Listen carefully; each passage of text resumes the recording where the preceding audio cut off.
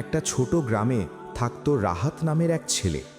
ছোটবেলা থেকেই তার স্বপ্ন ছিল বড় কিছু করা, কিন্তু সমস্যা ছিল একটাই, সে বারবার ব্যর্থ হতো। স্কুলে পরীক্ষায় ফেল, খেলাধুলায় হার, এমনকি বন্ধুরাও তাকে নিয়ে হাসাহাসি করত।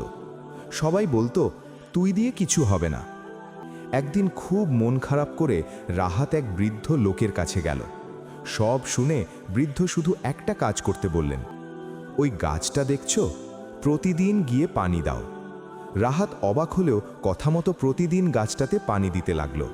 দিন যায়, সপ্তাহ যায়, মাস যায়, কিন্তু গাছটা কোনোভাবেই বড় হয় না।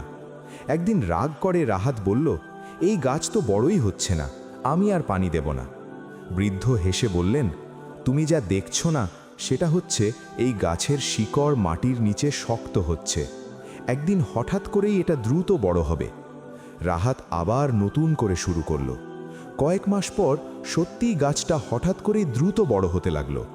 ঠিক তখনই রাহাত বুঝল তার জীবনও সেই গাছের মতো। সে আবার পড়াশোনা শুরু করলো, চেষ্টা চালিয়ে গেল, আর একদিন সে সফল হলো। যারা একসময় তাকে বলতো তুই পারবি না, তারাই আজ তাকে দেখে অবাক হয়।